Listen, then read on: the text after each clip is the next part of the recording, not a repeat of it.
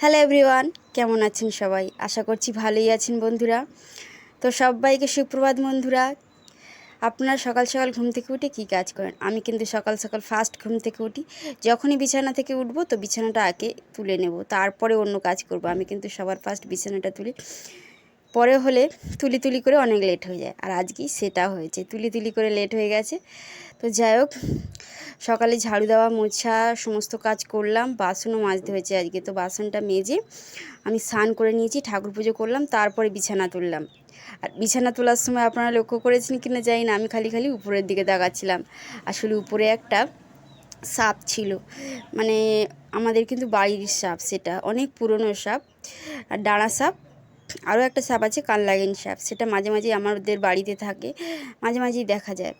আর আপনারা জানেন কি না জানি না, কালনাগিন সাপ কিন্তু অনেক শুভ সাপ। যখনই আপনারা কালনাগিন সাপ দেখবেন তখন দেখবেন অনেক শুভ কিছু হয়। আমাদের বাড়িতেও যখন কালনাগিন সাপ আসে তো আমরা জানি কিছু না কিছু শুভ জিনিস হবে, হয় বাড়িতে অনেক টাকা পয়সা আসবে, নাহলে কিছু না কিছু শুভ হবে মা বলে।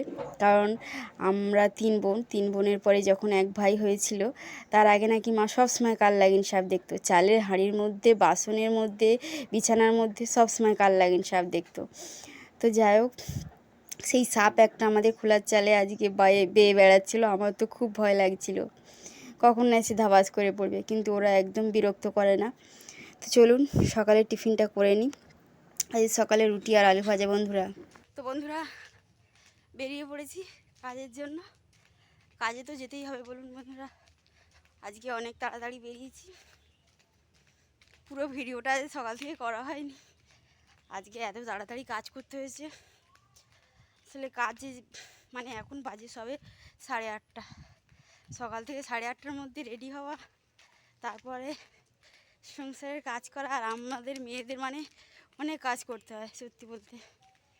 কাজে গেলেও কী হবে, ঝাড়ু দেওয়া, মোছা, ঠাকুর পূজা করা, টিফিন বানানো, প্রচুর কাজ করতে হয়েছে বন্ধুরা। হাঁপিয়ে গেছি। স্নান করে রেডি হয়ে টিফিনটা খেয়েই বেরিয়েছি, না খেয়ে বেরোয়নি। তো কাজের জায়গা থেকেও অনেকবার ফোন চলে এসছে। চলুন বন্ধুরা, আমি না হাঁপিয়ে গেছি, এত কষ্ট হচ্ছে আমার কাজ করতে করতে। একদম ভিডিও করা হয়নি আজকে। তো বন্ধুরা, বাড়িতে এসেছিলাম, এসে ভাত খেলাম, খেয়ে আবার যাচ্ছি। আর এখন বাজে 3টে বেজে গেছে। 3টে থেকে আবার কাজ হয়। তো আমি 10-15 মিনিট লেট করে যাব। আজকে বাড়িতে মাছের ঝোল হয়েছে, আর একটা শুক্তো তরকারি হয়েছে, তুরুল আলু দিয়ে একটা সবজি তিতো তরকারি হয়েছে, আর কাঁকরোল আলুর তরকারি হয়েছে। এগুলোই হয়েছে। তো খেয়ে নিয়েছি ঝটপট। 2টোর সময় এসেছিলাম, ভিডিও করার সময় হয়নি বন্ধুরা। তো এখন যাচ্ছি, অনেক কষ্ট হচ্ছে বন্ধুরা। ফিরতে তো 8:30-9টা বেজে যাবে। তো বন্ধুরা যাচ্ছি। তো বন্ধুরা, অনেক রাত হয়ে গেছে, এখন বাজছে 11টা 15। শুয়ে পড়েছি বন্ধুরা। 9টার সময় বাড়িতে এসেছি।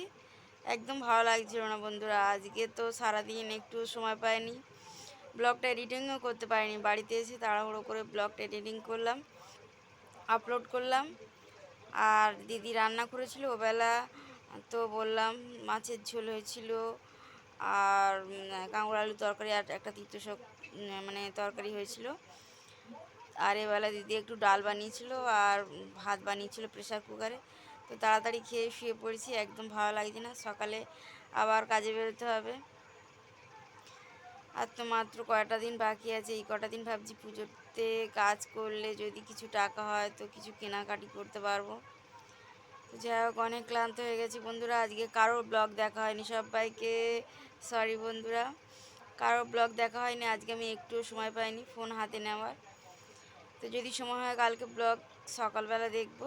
আমি ডেলি দিনই অনেক মানুষের ব্লগ দেখি, কারণ আমি ওই ব্লগ থেকে কিছু শিখি। আর সবার ব্লগ দেখলে সবার একটু হেল্প হয়।